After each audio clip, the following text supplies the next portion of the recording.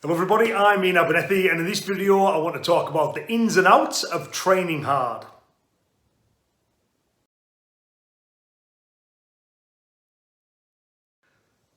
I think everyone would acknowledge that you need to train hard in order to make progress, but the question then becomes, well, how hard and what kind of hard? And that's what I kind of want to discuss in this video.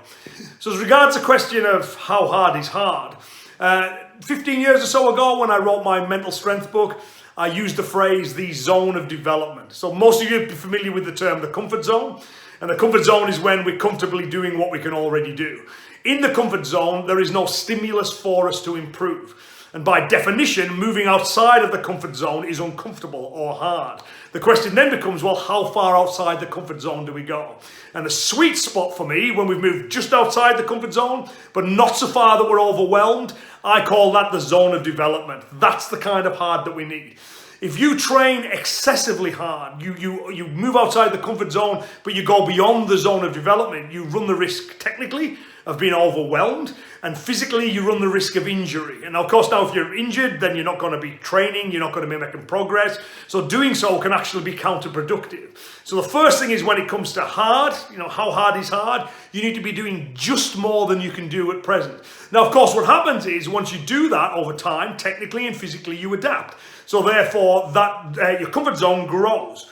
Okay, and then covers what was the zone of development. So you make an extra step outside of that. So when you're training physically and technically, you need to feel this is hard, but not excessively hard.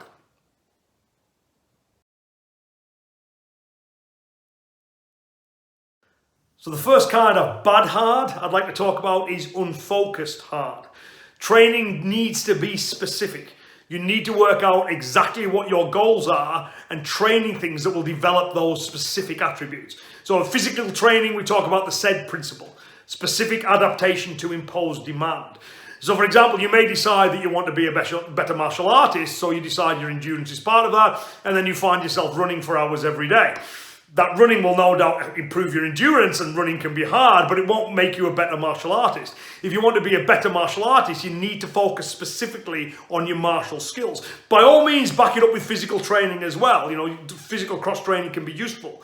But on the whole, the majority of your training needs to be specific. If you want to improve your endurance for sparring, shadow spar, hit the bag, something that closely resembles what it is you're wanting to do. So be mindful of that. Just because something is physically difficult or even technically difficult, it won't help you if it's not congruent with the goals that you've set for yourself.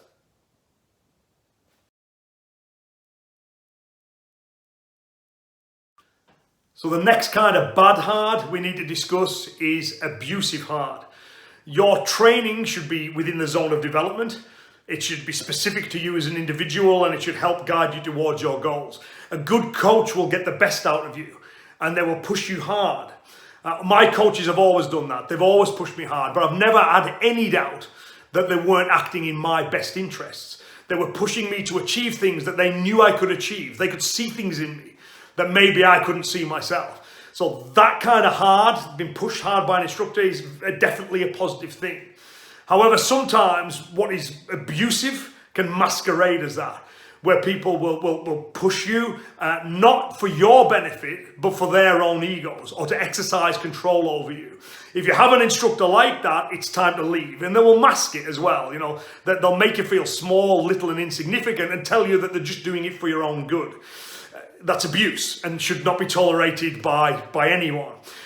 If an instructor is pushing you hard, you'll know. Right? If you feel, this person has my best interests at heart and they're trying to get the best out of me, you'll know. If you feel that this person is making you feel small and insignificant, useless, pathetic, it's abuse and you shouldn't stand for it. Go and find a much better instructor.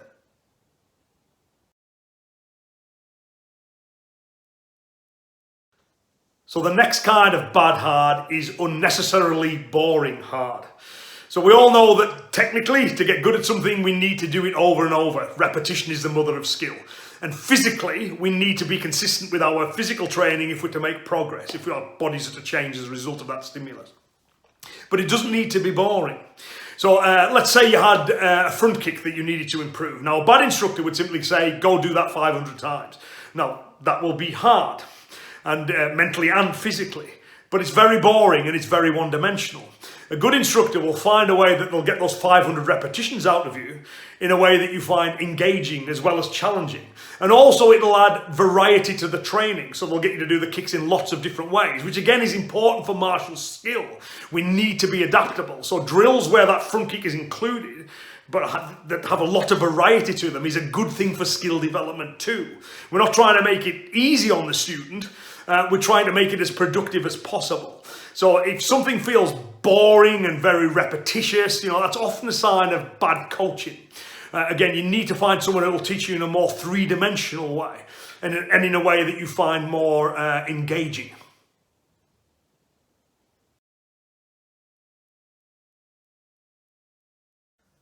So the kind of hard that we want is training that's just outside our comfort zone, so within the zone of development, that's focused on our specific needs and the attributes that we need to develop, that's delivered in a way that has our best interests at heart, and is also done in a way that's entertaining, enjoyable, engaging, and three-dimensional in order to develop the greatest array of skill and to keep you motivated too.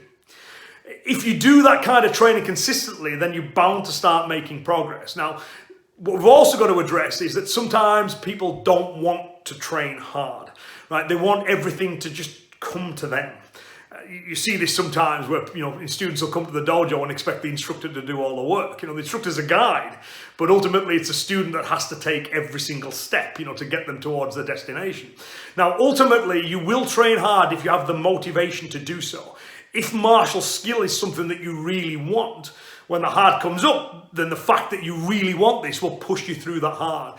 If the motivation isn't there, that may be because the training has become boring or you're getting injured. It may be because it's the wrong kind of hard, but it may also simply be because martial arts aren't for you. Martial arts aren't for everybody. Some people have no interest in them. Some people have an interest in them for a period of time and then move on to something else. And then there's the hardcore nuts like me and maybe you who know that we'll be doing this until our last breath, right? So no matter how difficult it gets, we keep pushing and striving because we have that strong motivation. Doing martial arts to the best of our ability is something that is really important to us.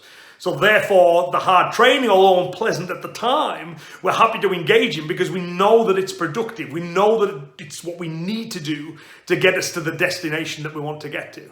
So I hope you've enjoyed this short discussion on hard training. I hope it's given you some food for thought, and I'll see you back here with another video very soon. Okay, take care everyone. Bye now.